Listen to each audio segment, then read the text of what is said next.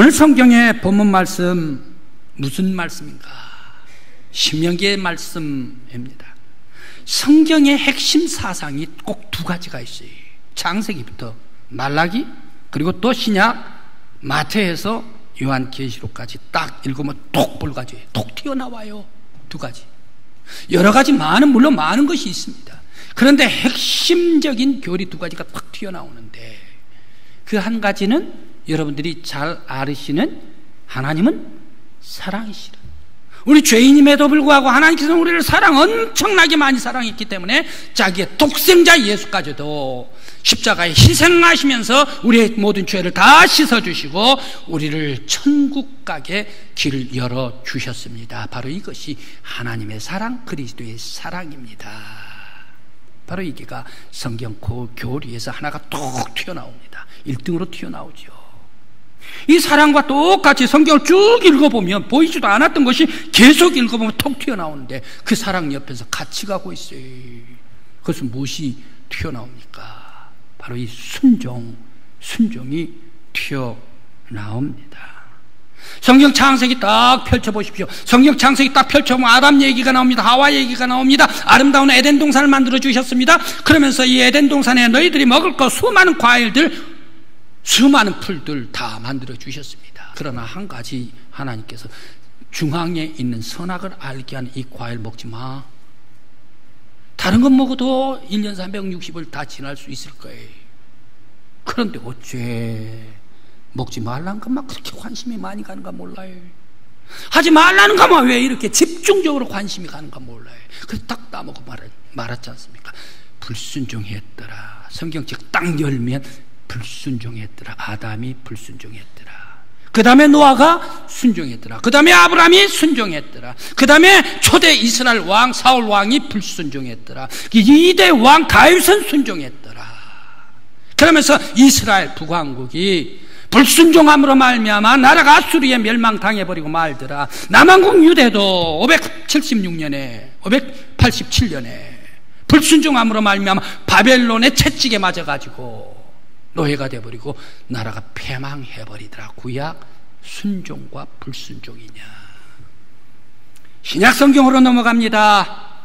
예수 그리스도께서 이 땅에 오십니다. 이러한 죄의 불순종의 백성들 앞에 예수 그리스도께서 오셔서 모든 죄를 다 짊어지시고 하나님의 뜻을 받들어 가지고 이 죄의 백성을 십자가에서 죄를 씻어주심으로 말미암아 온전히 하나님의 뜻을 순종함으로 구원시켜 주시더라. 예수 그리스도의 완벽한 순종으로 우리의 모든 죄를 다 씻어주시고 구원시켜 주셨다. 순종의 온전한 하나님의 뜻을 이루신 분이 예수 그리스도이시다. 바로 이것이 신약의 말씀입니다. 그래서 성경에 바로 이 순종이 또 핵심 사상으로 튀어오르고 있습니다. 오늘의 성경 말씀도 역시 마찬가지로 신명기서의 말씀입니다. 순종의 백성이 되라. 순종의 백성이 되어서 너희들은 은혜와 사랑과 하나님의 은총 속에 축복의 백성으로 꼭 돼야 한다. 말씀을 주십니다.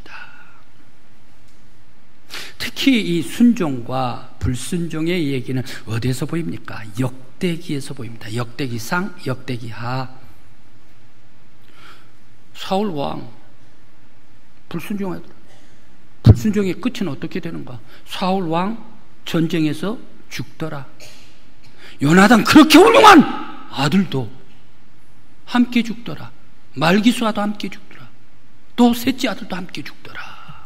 네 아들이 있었는데 바로 이스보셋 하나만 남더라. 그리고 사울 왕과 세 아들은 함께 다 길보아 산에서 죽어버리고 말더라. 그런데 왜 이 이스보셋은 남겼나? 왕이 될 수가 없어요. 왕이 될 자격이 없어요. 왜? 그 당시에 있어서의 고대이기 때문에 왕이 될 자격은 모든 백성 앞에서 적들과 함께 부딪혀서 백병정하면서 싸워서 힘으로 이기는 사람이 왕이 되는 거예요. 그런 체력이 강한 사람이 고대 왕입니다. 백병정으로 싸워야 할 사람이. 그런데 이스보셋은 어떻습니까? 장애인이 싸울 수가 없어요. 귀창에는 하나만 놔두고 다 불순종했던 사울 심판해버리고 멸망해버리고 말더라. 그러나 그 뒤를 이은 다윗은 비록 죄를 지었지만 하나님 앞에 회개하고 하나님과 동행하면서 하나님의 뜻을 받들면서 하나님께 영광 돌리면서 믿음으로 살면서 하나님의 뜻을 받들고 계명에 따라 살 때에 그 다윗은 이 땅 위에 성전을 사모하다가 하늘의 성전에 영광의 성전으로 올라 영원히 그 이름이 빛나는 축복의 사람이 다윗이 되었더라. 이것이 신명기서 순종이냐 불순종이냐, 바로 이것이 역대기서의 말씀입니다. 오늘 성경 말씀도 너희들은 순종의 백성이 되라, 신명기서의 말씀입니다. 그러면 우리들은 어떻게 해서 순종할 수가 있을까? 어떻게 해서 하나님의 기쁨이 되는 순종하는 사람이 될 수가 있을까? 오늘 말씀 속에 들어가 봅니다. 하나님께서는 이스라엘 백성들을 출애굽을 시킵니다. 홍해를 가릅니다. 홍해를 가르고 이제 모든 애굽 사람들, 군 마병들을 전부 다 물속에 집어넣어 버립니다. 그리고 이스라엘 백성들은 시내산 건너편으로 시내산 광야로 가게 합니다. 여기에서 한 가지 아주 중요한 포인트가 있습니다. 이 시내산에서 이스라엘 최 가까운 이 부엘세바까지는 얼마 몇 킬로나 될까? 바로 그것은 480km 정도 됩니다. 500km가 못 됩니다. 이것을 시내산, 이스라엘과 시내산과의 비교를 우리 대한민국 지도를 놓고 한번 비교를 해보죠. 서울서 부산까지 옛날에 고속도로가 저 경주로 돌아갔을 때 442km, 경주에서 평탄 작업을 해가지고 밀양으로 돌아가면서 밀양으로 직선화하면서 420km가 되었습니다. 부산에서 서울까지 420km입니다. 바로 이 길 몇 년 만에 갈 수 있습니까? 걸어서 가면. 몇 달 만에 걸어서 갈 수가 있습니까? 몇십 일이 걸립니까? 걸어갈 때. 바로 이 440km, 420km 걸어가면, 장정들이 걸어가면 나흘 길이면 걸어갑니다. 아무리 멀더라도 닷새면 걸어갑니다. 일주일 안에 한양까지 들어가는 길이 부산에서 서울까지의 길입니다. 5일이면 들어간다는 얘기죠. 시나이 반도에서 이스라엘까지 5일이면 들어간다는 얘기. 그런데 왜 성경 말씀에서는 하나님께서는 짧은 길, 해변길, 첩경을 가고 가게 할 수 있는데 이 길을 40일도 아니고 넉 달 120일도 아니고 4년도 아니고 왜 40년 동안 돌려버리고 그 사막의 길, 그곳에 밀이 있습니까? 보리가 있습니까? 아니면 마실 물이라도 충분히 있습니까? 성지순례 2012년에 저와 함께 가신 분들이 많이 계십니다. 그때 모세산 시나이산까지 올라갔습니다. 시나이산까지 올라갔습니다. 그때 보이는 것은 여러분들의 의자와 같은 그런 흙돌레미, 바위, 이것으로 되어 있는 것이 시나이 반도 땅 광야입니다. 사막입니다. 밀보리 날 것이 하나도 없습니다. 왜 이런 하나님의 백성들을 고생 피곤하고 고통스러운 이런 땅으로 돌려버렸을까? 하나님께서 사랑하는 백성 아닙니까? 왜 그랬을까요? 첩경으로 가면 5일이면 되는데 일주일이면 들어가는데 말입니다. 왜 돌려버렸을까? 또 하나님께서는 40년 동안 이것도 부족해서 백성들을 40년 동안 기나긴 여정을 가게 하면서 오늘 성경 말씀을 보니까 시험했더라. 니들이 겸손한가 안 한가 시험했더라. 하나님을 섬기는가 아니 섬기는가 시험을 해보고자 하나님께서 시험하시더라. 왜 이렇게 하나님께서는 간을 보실까? 왜 이렇게 시험을 하실까? 생각을 해봅니다. 하나님께서 40년 동안 긴 세월 모질고 험한 광야길에 가게 하시고 시험을 하게 한 것은 무엇을 얘기하는가? 바로 이 거룩한 백성으로 이스라엘 백성들이 살라. 출애굽을 한 이스라엘 백성들은 하나님의 뜻을 받들어서 하나님의 계명을 받들어서 하나님께서 원하시는 거룩한 백성, 계명을 지키는 백성, 하나님의 명령을 순종하는 백성, 그래서 하나님께 영광 돌리는 거룩한 백성이 되라. 바로 이것 때문에 돌렸더란 얘기. 그래서 40년 동안 긴 광야를 가게 하시고 시험을 그들에게 허락해 주셨습니다. 과연 네가 하나님의 명령 주신 계명에 따라 순종하고 말씀에 따라 살아가는지, 아니면 이방 사람들에게, 우상들에게 섞여 사는지, 아니면 지난날에 있었어의 과거의 때 그런 모든 것을 다 가지고 있는지, 바로 그것을 시험하기 위해서 돌렸다. 하나님께서 이스라엘 백성들 출애굽하기 이전까지는 어떤 사람들이었습니까? 노예의 백성이었어요. 노예 백성들은 어떻습니까? 여러분들 쉽게 생각을 해보십시다. 노예가 된 사람들, 이런 사람들은 자유가 있습니까? 자기 의지가 있습니까? 자기 결정권이 있습니까? 항상 매여 살아요. 여러분들 일품을, 하루품을 사기 위해서 노블 사지 않습니까? 노블 살 때에 그 사람, 이 노비 들어와가지고 일을 할 때 자기 마음대로 합니까? 주인의 명령에 따라서 그 명령에 순종합니까? 명령에 순종하면서 자기 의지로 살지를 못하지 않습니까? 바로 이스라엘 백성들이 애굽 땅에 430년간 살면서 노예로 종살이했다. 이런 사람들이 노예의식을 가지고 있다. 날마다 입에 불만이 나오죠. 짜증이 나오지요. 원망이 나오지요. 모자란 것뿐이지요. 그러니까 아주 피곤해서 꼬실 대로 쑤셔 쌓는 사람들이 노예의 근성을 가진 백성이다. 하나님의 거룩한 땅, 젖과 꿀이 흐르는 땅, 하나님께서 약속해 주신 아름다운 땅에 들어가기 위해서, 하나님 나라를 세우기 위해서 이런 날마다 불평, 불만자, 피난자, 꼬질 대로 이게 쑤셔대는 그런 사람들, 이런 사람들 데리고 가서 가나안 땅에 살 수가 있겠는가? 노예의식 싹 제거하기 위해서, 바로 불명과 불박 싹 제거해버리고 주인의식으로 바꾸기 위해서. 그래서 주인 당당한 모습, 그러면서 하나님 앞에 자의적으로 예배하고 순종하고 영광 돌리는 당당한 하나님의 백성, 하나님의 나라를 이루기 위해서 하나님께서는 돌리고 돌리시면서 순금의 거룩한 백성들이 되게 하여 주셨다.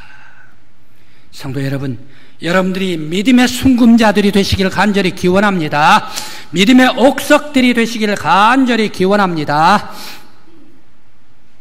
사람들은 끝이 보이지 않는 고통, 계속되는 그러한 아픔 속에서 불만하고 불평하는 사람들이 있습니다. 왜 나에게, 왜 하필이면 납니까? 짜증을 내고 하나님에게까지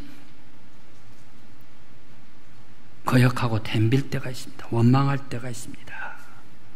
그런 고통의 끝이 보이지 않는다 하더라도, 욥과 같은 그런 계속해서 아픔이 있다 하더라도 너희들은 창조주 하나님, 전능자 하나님만이 구원자요 인도자이시다라는 것을 고백하고 하나님을 의지하라. 바로 이 사람이 믿음의 순금자들입니다. 구원자는 오직 하나님이시다. 하나님만 의지하고 하나님께서 의지하는 자를, 하나님께 의지하는 자를 백성에게 복을 주실 것이다 라는 이러한 확신을 가지고 오늘 또 내일 또 성실하게 나를 믿음으로 가꾸고 또 가꾸는 사람, 바로 그 사람을 우리 하나님께서는 사랑하시고 놀라운 은혜를 베풀어 주실 줄 믿습니다. 매일 살아가면서 나의 고통이 아름다움으로 변하도록까지, 시련과 역경 속에서도 하나님께서 나를 도와주신다. 나는 승리할 사람이 될 수가 있습니다. 바로 예수 그리스도 안에서 소망 가운데에 믿음으로 이기는 여러분들이 되시기를 간절히 기원합니다. 사탄이 쫄개에게 저 성직자가 있는데 저 성직자를 너가 한번 무너뜨려봐라. 너무너무 거룩한 성직자인데 무너뜨려봐라. 쫄개들이 좋아가지고 내가 이길 수 있습니다. 내가 시험할 수가 있습니다. 내가 그 사람 아주 무너뜨릴 수가 있습니다 라고 하면서 좋아가지고 물질적으로도 시험을 했어요. 그러면서 또 성적으로도 육체적으로도 유혹을 했습니다. 넘어지를 않아요. 욕심 많게 만들어놨습니다. 그런데 넘어지를 않아요. 오히려 화가 난 것이 무엇이 화가 나버립니까? 사탄이 화를 내버려. 야, 너 쫄개들이 이렇게 되겠나? 너희들 무기가 옛날 무기란 말이야. 신무기로 내가 저 성직자를 넘어뜨리겠다. 봐라! 하면서 이 성직자를 다가왔습니다. 그리고 귀에다가 대고 소곤소곤 한마디 속삭였습니다. 그러니까 이 성직자가 얼굴이 울그락푸락해지면서 얼굴이 새카매집니다. 화를 벌쩍 냅니다. 것 봐라, 이렇게 하는 거야. 아니, 뭐 때문에 그럽니까? 물었더니 사탄이 얘기를 합니다. 다른 것이 아니라 귀에다 속삭여줬던 것은 네 동생이 있는데 네 동생도 성직자가 아니냐? 그 성직자에게, 그 동생 성직자가 저 알렉산더 큰 도시에 주교가 되었다, 이 얘기를 소곤거리게 했다, 소곤거렸다. 그랬더니 화가 불쑥불쑥 나더라. 시기를 못 참더란 얘기. 성직자가 질투를 하더란 얘기. 성도 여러분, 우리들은 어떠한 사탄 마귀의 유혹과 시험이 온다 하더라도 우리들은 하나님을 떠나서는 안 될 줄 압니다. 시험에 넘어가서는 안 될 줄 압니다. 이 뜨거운 여름에 결코 시험에 넘어가지 아니하고 더욱더 이 열기 속에 믿음으로 십자가 붙잡는 거룩한 성도 여러분들이 되시길 간절히 기원합니다. 환희 제인 크로스비, 바로 이 크로스비 여사입니다. 이 여사는 어떤 사람인가? 세상에 제일 불행한 사람입니다. 매일 오더라도 자기한테 역경과 모진 풍파와 있을 수 없는 인간적으로 가장 괴로운 고통이 연거푸 계속 불행할 수밖에 없는 사람인데, 세상에서 제일 행복한 사람으로 살았지 않습니까? 나이 95세 되도록까지. 왜 이런 불행과 역경을 이기고 행복한 사람이 되었을까? 크로스비는 찬송가 작사자입니다. 그는 12,000곡의 찬송가를 작시한 작사가가 크로스비입니다. 그는 때는 1820년 3월 24일 미국에서 태어납니다. 태어난 지 6일 만에 이 돌팔이 의사 때문에 열기를 받아서 그랬습니까? 눈이 시력을 잃고 말았습니다. 장님이 돼버리고 말았죠. 그런데 엎친 데 덕침격 1년 돌도 못 지나가지고 자기 아버지가 돌아가 버리십니다. 그러니까 눈이 먼 이 아이를 데리고 엄마가 살 수가 없으니까 외할머니 댁에 맡기고 이 어머니는 어디로 가버립니까? 부잣집 하녀로 들어가 버립니다. 우리 한국 얘기로 하면 신모로 들어가 버리고 말지요.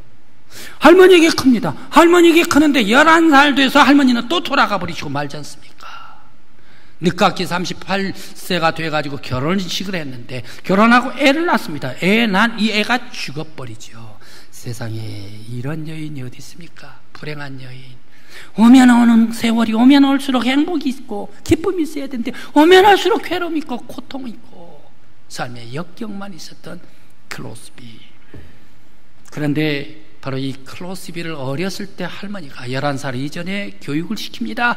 신앙교육을 시킵니다. 성경교육을 시킵니다. 기도하게 합니다. 성경 말씀을 일기를 내립니다. 그런데 이 크로스비는 성경 말씀 할머니가 읽으면 다 외버려요. 그러면서 기도해요.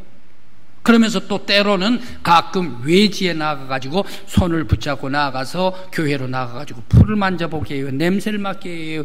그리고 또 다시 꽃을 만져보게 해요. 냄새를 맡게 해요. 이것은 장미야, 이것은 풀이야, 이것은 날이야 라고 얘기를 해주면서 가르칩니다. 그때에 하나 둘 새기면서 성경을 암송하는 그런 크로스비가 됩니다. 그러면서 8살 때부터 시를 쓰게 됩니다.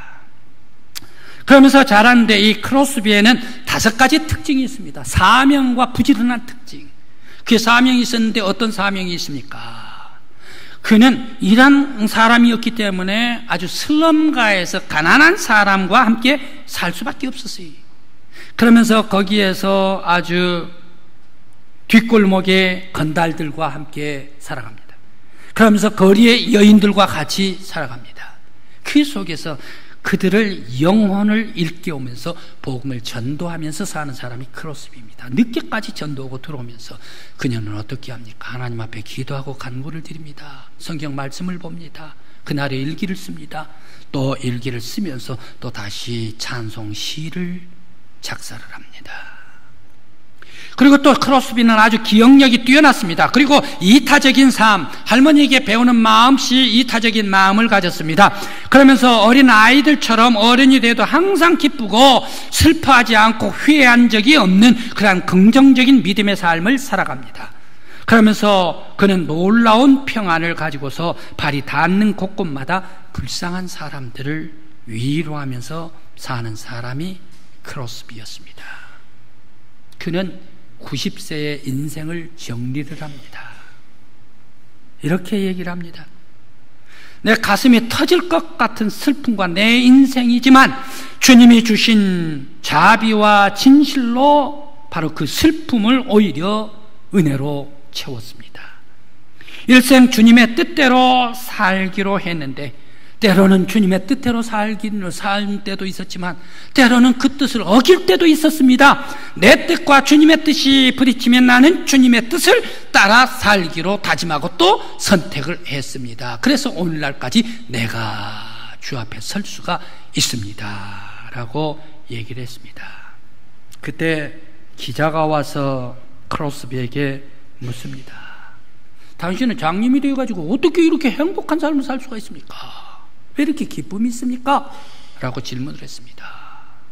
그러면서 또 그 의사, 당신한테 실수를 해가지고 눈이 멀게 한 그 의사에게 화가 나지를 않습니까? 어떻게 그 사람을 용서할 수가 있단 말입니까? 질문을 합니다. 화를 오히려 돋구지요.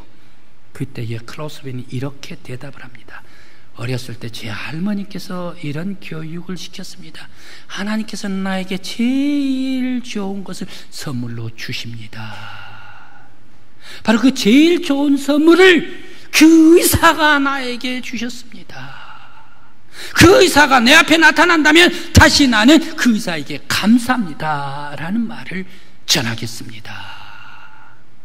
나에게 이런 눈이 멀게 해주었기 때문에 비록 나는 사랑하는 엄마, 아버지, 할머니를 볼 수가 없더라도, 비록 들의 아름다운 풀을 볼 수가 없더라도, 하늘의 별과 아름다운 별을 볼 수가 없다 하더라도 나는 오히려 이 영적인 마음 속에 하나님의 아름다운 말씀을 가지고 예수를 바라보게 해주셨으니 바로 그분에게 감사해야지요.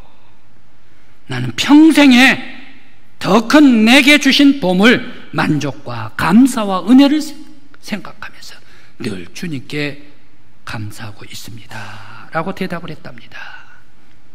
그는 1915년 2월 12일 날 95세로 하나님 앞에 부름을 받는데, 부름을 받는 그 속에서도 찬송가 한 곡을 남기고 떠나가요. 그 마지막 찬송가가 어떤 찬송가인가? 머지않아 아름다운 날 그대 강가에 이르리, 머지않아 아름다운 날 그대의 사슬이 풀리리라. 아름다운 인생 나무 아래서 사랑하는 이들 우리 기다리리. 머지않아 아름다운 날 그들의 기쁨을 그대가 함께 할 때까지 라고 이런 시를 쓰면서 하나님 앞에 떠나갑니다. 누구보다 역경입니다. 누구보다 고통입니다. 누구보다 괴로움입니다. 누구보다 슬픔입니다. 그러나 크로스비는 삶 속에 구주 예수 그리스도 십자가 은혜를 경험하면서 예수와 동행하면서 믿음으로 모든 역경을 뚫고 하나님께 올라가더라.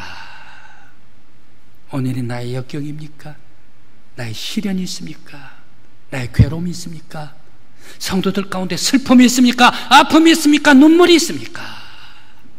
바로 이 나의 역경 속에서 오직 예수 그리스도의 십자가를 붙잡고 주님과 동행하면서 하나님께서 주신 바의 삶을 닮아 나갈 때에 이 세상을 뚫고 승리하는 믿음의 성도, 저와 여러분들이 되시길 간절한 마음으로 기원합니다. 기도드리시겠습니다.